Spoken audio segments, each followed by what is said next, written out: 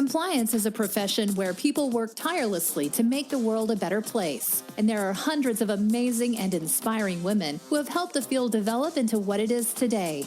Great Women in Compliance is part of the Compliance Podcast Network, so join Mary, Shirley, and Lisa Fine as they talk with women in compliance who are making a difference.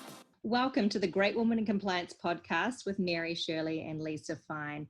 I'm pleased to welcome back Cindy Morrison to the show today. This is a part two of a part two series where Cindy and I spoke about her career to date, her background as a paralegal and extensive work for multinationals in compliance. She has been around in the field for a long time, has a great deal of knowledge in this area, and has contributed to her local community in terms of setting up a compliance community in the St. Louis area, which has really great attendance.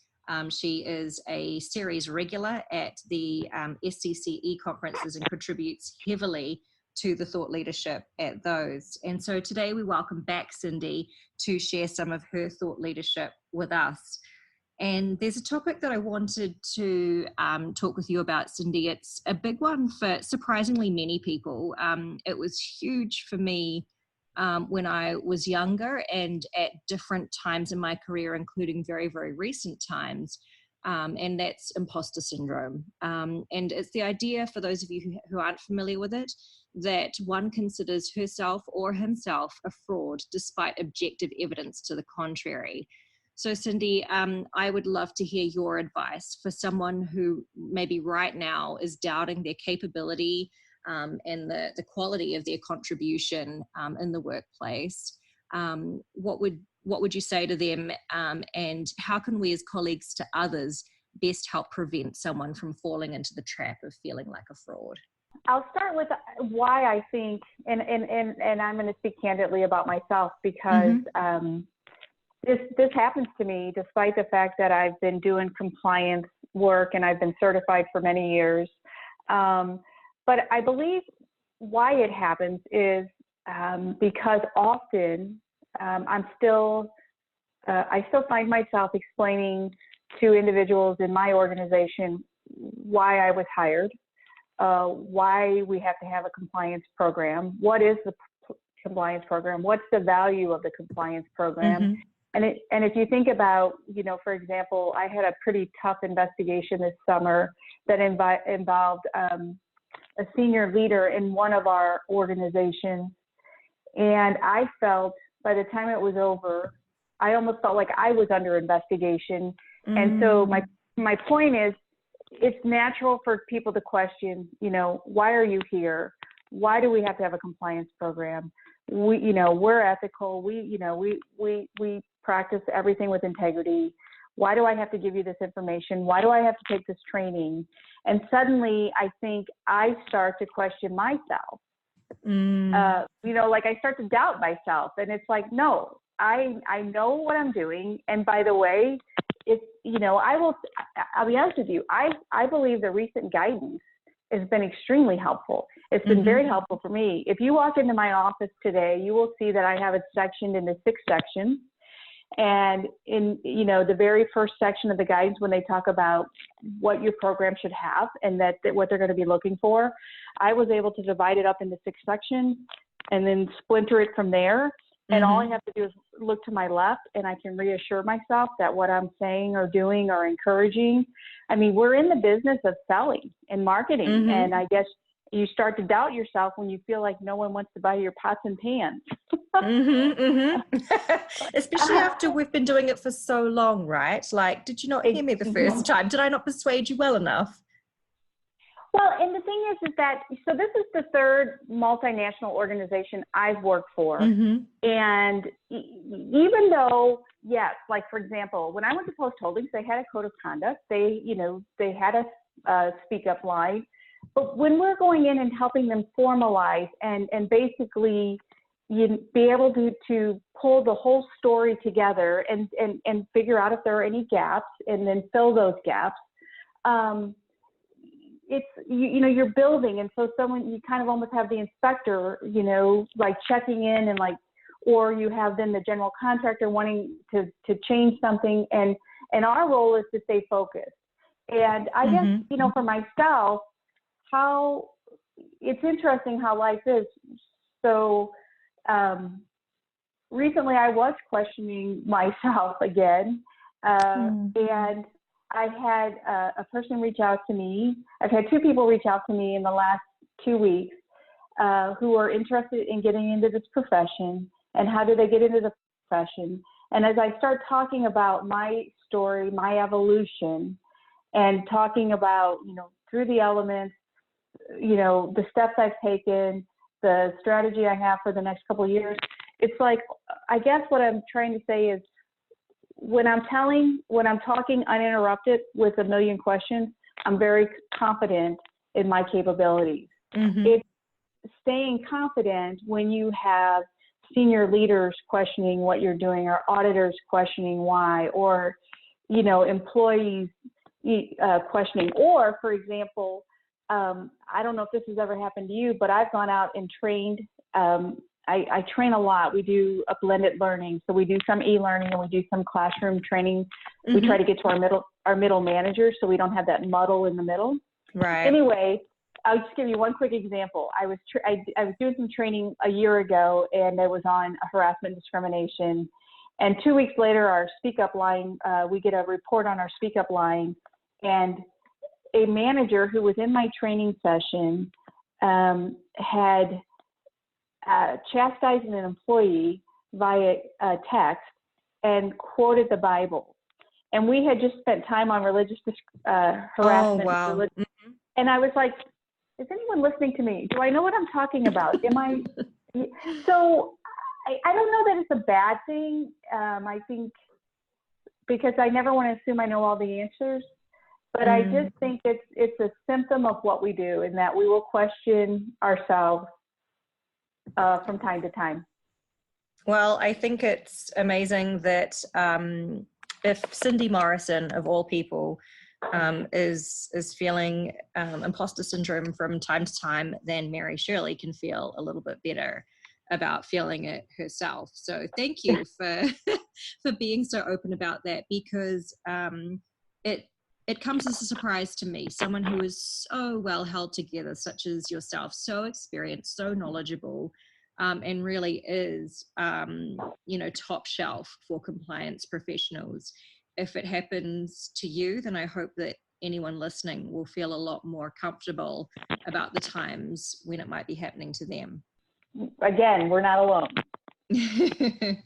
And I hope that, Lisa Fine and I had certain objectives when putting together this podcast. But we never really thought about some of the additional benefits that it might have. And one of the things that we've found is that for people who are particularly in sole compliance positions within their companies, that listening to the podcast, as well, of course, a greater array of other options available to be your community, that the podcast has actually been a part of reducing that feeling of alone. And people were hearing things like Stephanie from Volkswagen talking about sometimes being the only woman in the room, and the number of people who that resonated with was huge. So I'm hoping, and I'm certain that a lot of the stuff that you're sharing with us in your series, Cindy, is something that people can relate to, but also feel some sense of relief about as well. Well, and Mary, may I just say, in part one of this podcast, you and I talked about the generosity of professionals who've been in this for a long time, who now share their knowledge. And quite honestly, what you and Lisa have done by creating this podcast it falls right in line with that. I mean, you're taking up your time and you're making this happen, and it's a wonderful thing. So I was remiss in mentioning that earlier. No, not at all. And I'm just so touched that you would say that. And I know that when Lisa listens to this, she will be thrilled to hear it as well. Thank you for the generosity of your comment. You're welcome. You have a boss who is new to corporate compliance. How do you work together to ensure that the relationship is healthy and productive when supervisor and employee come from different backgrounds, and your bosses learning some of the intricacies and nuances of the compliance world? Well, I'm very fortunate because you're right. I like to say he inherited me last year. And so he took on the role of Chief Compliance Officer, but he's also, we're structured in a very interesting way in that, and by the way, we also talked in part one about sometimes the limitations if you don't have a law degree, and yet some of the best corporate compliance officers, chief compliance officers I've met have actually basically come up through operations. And so my boss, his background is really in food quality and food safety. He is the chief safety and compliance officer. And in the way that I spoke earlier about, we want you to go home with all your fingers and toes, and we never want our food to harm anyone. We now have this whole umbrella where we have all of our risk areas under in one group. But what's really interesting is the way Dan and I work together is there's a lot I can learn from Dan. He's an incredible leader. He knows the business. He knows the operations very well. He knows the people very well. And he will be the first to admit that he's new to corporate compliance, yet he's read the Compliance 101 manual. He's been through his second institute already. He is, I guess really what we're doing is we're playing off of each other's strengths and weaknesses. And so it's actually working out very well. As a matter of fact, he's more strategic and I'm more tactical. And yet under his tutelage, I will become, I know, a much better leader, a stronger leader. I think it's important to recognize your weaknesses, and I am a people person, but I prefer to be invited places, not invite myself. That's just not natural. And yet, if I wait for our businesses to invite me to come in and meet with their HR teams or train at their locations, that invitation's never going to come. And so he's teaching me the fine art of inviting myself. And he's also teaching me a lot about our operations. And at the same time, we spend a lot of time together talking through our risks and visiting our businesses together. And like I said, he's not taking the assumption that he knows food regulation, so he's just going to know corporate compliance. He's taken the time to really understand, what's expected of him in his role. At the same time, he trusts me and the knowledge and the experience I have. So I would say it's working out really well. I was nervous at first, but it's turned out very well in that I recognize what he can teach me, and he is open to learning from me as well as some of the great resources that are out there. That's great. And just thinking for anyone on the podcast, I know for sure that we have listeners out there who aren't yet in the compliance world, and they're looking for ways to break into compliance. So it sounds like you may have recommended that he read a Compliance 101, which I think is an SCCE publication. He's attended a couple of the forums, the annual conference from the SCCE. Did you give him any suggestions for additional reading materials, for example, signing up to blogs or maybe podcasts, anything else that you thought would be accelerators to help his knowledge? Oh, yeah, I kind of inundate the poor guy with links to articles and blogs. And I also just a few weeks ago gave him Roy Snell's book, The Accidental Compliance Professional. He read it overnight. And so then I gave him how to become a wildly effective compliance. Yep, classic. And so his thirst for knowledge is incredible, and he's a consummate reader. And he's also still very strongly thinking about like doing an academy or some other type of,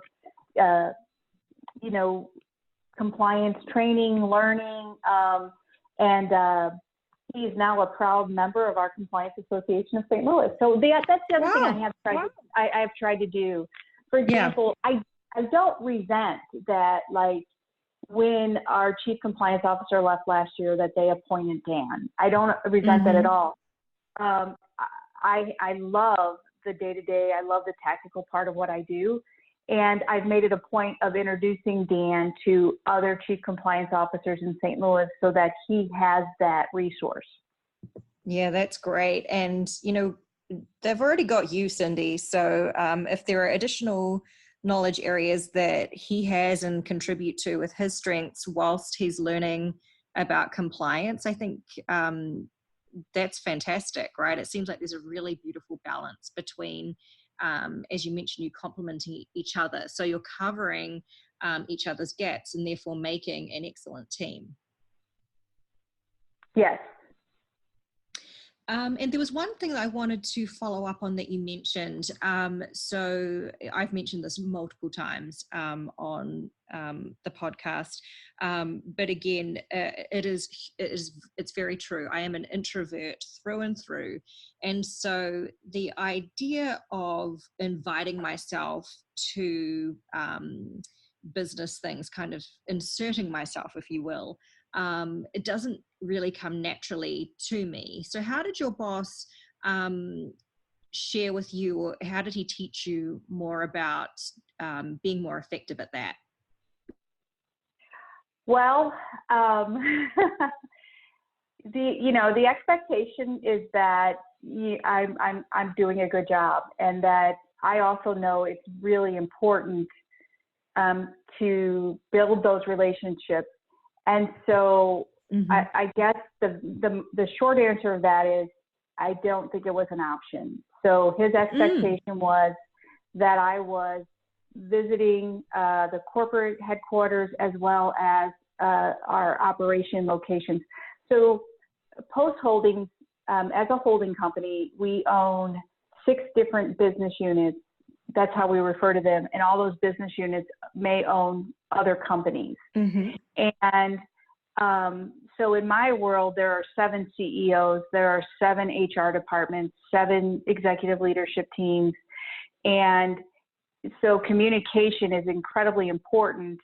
And if I'm just communicating through email or the phone, they don't know the person. And so I would like to still be sitting in my office waiting for an invitation, but basically his message was no. It was one of my objectives so we just finished a fiscal year, and one of my objectives was to get out, introduce myself to every CEO, do so much training a year.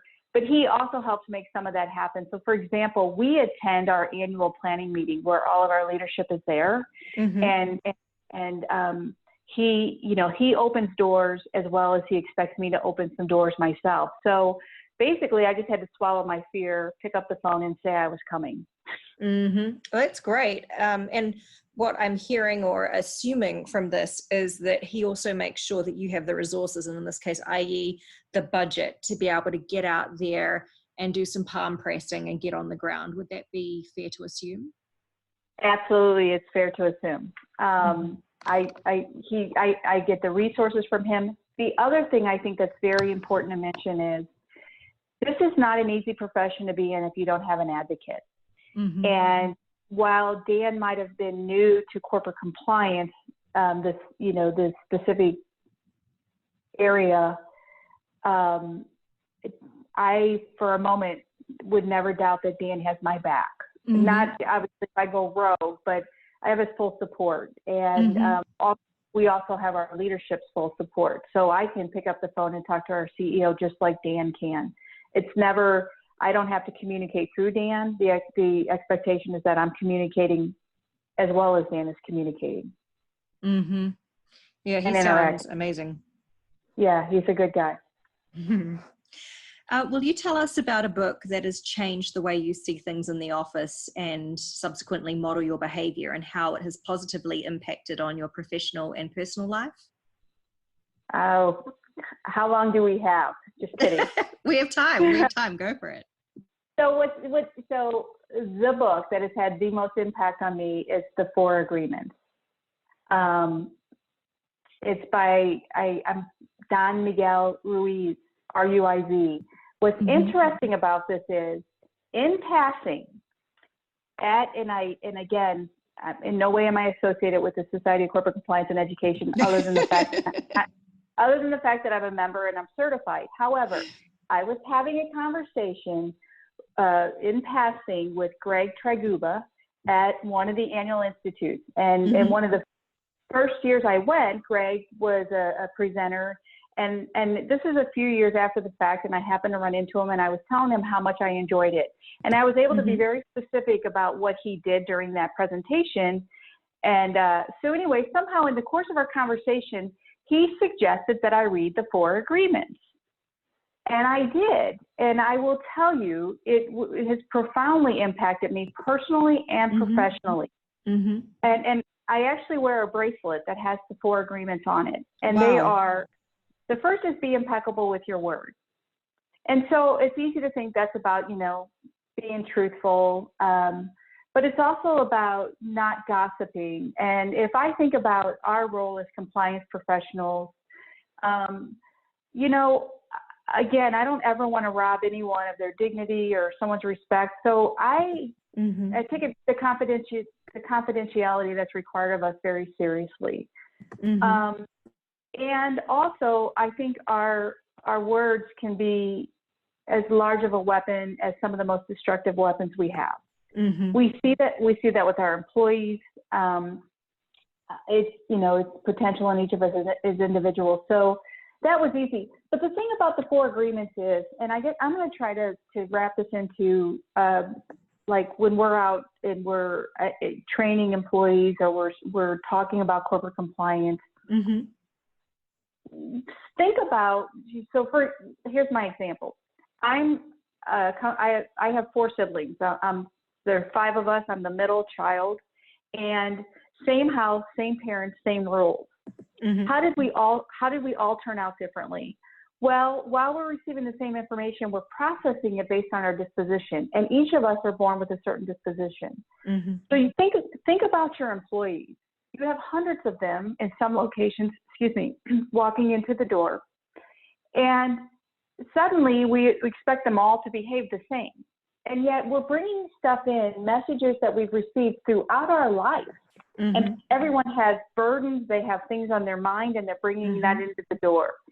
So the purpose of the Four Agreements is it talks about things that we learned throughout our lives. And it's trying to change some of that. So the first agreement you make with yourself is to be impeccable with your word. The second is don't make assumptions. Big one. So when we think about our employees and we think about how they interact with each other, so often it's because we've made assumptions. Or even think about when you were a child on the playground and Mary doesn't like me because she doesn't invite me to play whatever. Well, it could just be that Mary is an incredible introvert, or it could be that, Mary doesn't even realize I'm there. And so my point is, it's like, I try not to make assumptions. That is one thing, if you can change, right? And when we think about compliance programs, and with all due respect to all the enforcement agencies that say we have to have all these things, if the one thing that is missing, if there's no dialogue in your organization, right? So if your C-suite is making assumptions about something in the middle level, or the lower level is making assumptions, it creates a very dangerous environment. So I try never to make assumptions. The other one is the other agreement is don't take anything personal.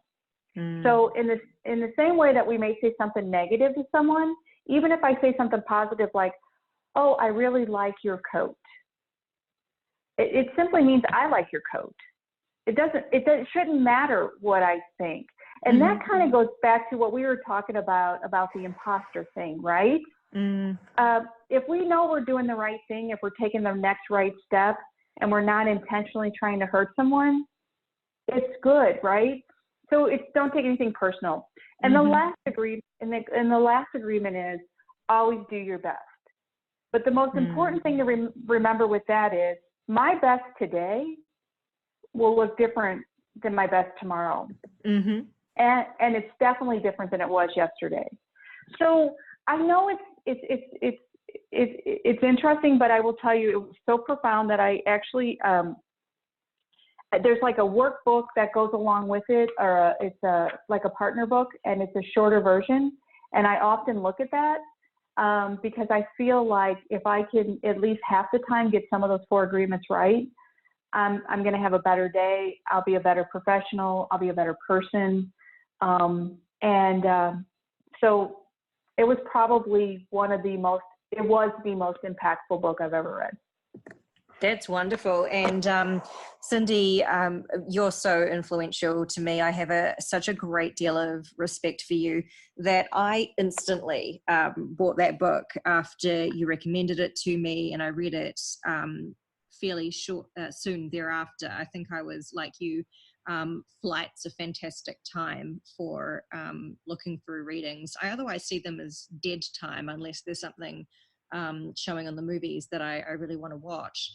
So I make so much use out of my flight time, including that point at which, you've boarded, but the plane's not ready to go and the entertainment system's not on.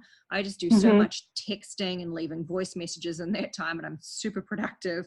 But I got a great deal from the book, and what struck me is that all of the agreements are very simple, right? Like the message or the value is very simple, but some of them are really difficult. We've almost been conditioned our whole lives to be gossipy. It's almost a survival thing, right? Like if you say something negative about someone else, that protects you in that moment. It can be hard to do your best when you're not feeling motivated. All of them were, very easy for me to understand what I had to do, but not so easy, I think, to implement. So I think that's the challenge for me going forward, is taking what I learned and ensuring that I'm living those values going forward. Did it take some time for you to adjust? Oh, yes. I mean, and please, I don't do it perfectly by any means. However, it's really interesting because as I read that book, I've never taken so many notes, and the way I memorize things is by writing them down and writing them again. And I just wrote in so much, and I still will go back and write. And again, you said, and I agree with you, it's hard to keep them in practice. But when you mentioned, it's hard to do your best when you're not motivated. Well, that may be the best you can do that day. So think about, we're so good at beating ourselves up. And I'm a perfectionist, right? So another book I read was The Gift of Imperfection by Brene Brown. And it's another one that I just swallowed up. And I feel like if a book is speaking to you that much, there's something there for me, at least, that I need to look at. And I believe I really want to know myself, because for whatever reason, it's so important to me to be my authentic self. I just want to be an authentic person. And that means that I am imperfect. And by no means, am I perfect and do I have these 4 agreements down all the time. But I will tell you that when I start getting uncomfortable about something, simply saying, did you take that personal? Or wait a minute, did you make an assumption? And that's the difference. Or if I do find myself gossiping, is it when I'm doing that, then I'm taking the focus off myself, and I need to come right back to Cindy Morrison, and what does Cindy Morrison need to work on? Great one. Yeah. So like I said, if you can get it right 50% of the time, but I will tell you that book really, I mean, anytime I talk about it, I want to go grab it. Well, I shall let you get back to it shortly. So thank you so much for your time in doing this little series with us, Cindy. It is such a pleasure to have you on the show, but also to know you. Thank you for being there for me.